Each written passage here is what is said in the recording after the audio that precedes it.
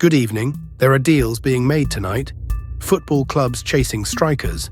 Monarchies building alliances that stretch from the Atlantic to the Gulf. Smugglers taking orders for boats big enough to carry hundreds. Some of these transactions happen in boardrooms, some in back channels. All of them reshape who moves where and on whose terms. Spanish club Sevilla are making a fresh push to sign a Nigerian striker. The La Liga side have stepped up their efforts to bring George Ilenikena to Spain from Saudi Arabian club Al-Ittihad. Ilenikena plays for Nigeria's Super Eagles. The move comes after another Nigerian striker, Akor Adams, recently left Sevilla for Italy. OwnGoal Nigeria reported this.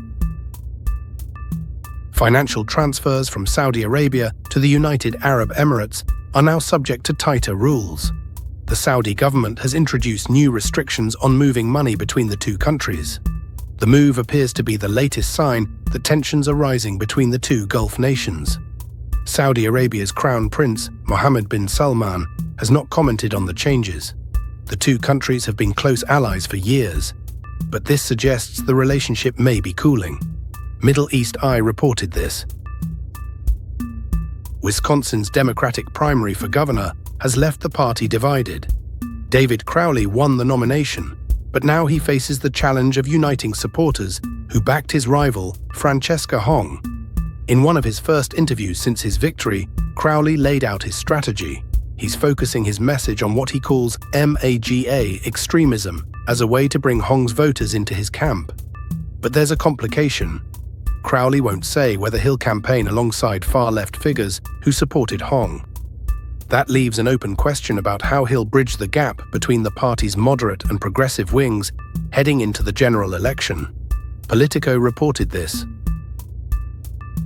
Some progressives are angry that Bernie Sanders didn't do more to help a candidate who lost in Wisconsin.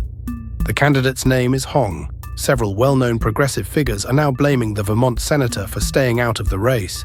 Sanders has responded to the criticism. He told reporters he has limited resources and simply can't endorse every candidate who runs for office. The dispute highlights ongoing tensions within the Democratic Party's left wing about how national figures should support local races. Sanders remains one of the most prominent progressive voices in American politics, which makes his endorsement decisions closely watched. Politico reported this. A man has been killed and a boy is fighting for his life after a double stabbing at a skate park. The attack happened in Northampton. Police have launched a murder investigation. 4 people have been arrested in connection with the incident. The boy remains in critical condition. Telegraph reported this. A man is dead after a stabbing at a skate park in Northampton. Police have arrested 4 people. A boy remains in critical condition. Morocco and the United Arab Emirates are building something larger than trade deals. A new study tracks the alliance between the two monarchies from the Atlantic coast to the Gulf. Morocco and the United Arab Emirates are building an alliance that stretches from the Atlantic Ocean to the Persian Gulf. Major projects are now taking shape between Rabat and Abu Dhabi. The two monarchies are investing billions in joint ventures.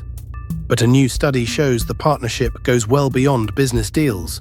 There are geopolitical ambitions at work. Both countries are using their economic ties to build strategic influence across North Africa and the Middle East. The study maps out how this axis is developing.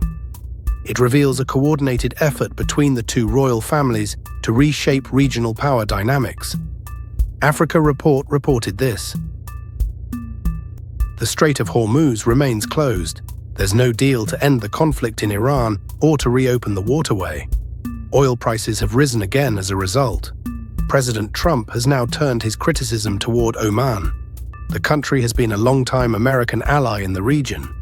Trump's remarks represent a shift in tone toward a partner that Washington has traditionally relied on. Charlie D'Agata has the story. CBS News reported this. A transfer deal has collapsed.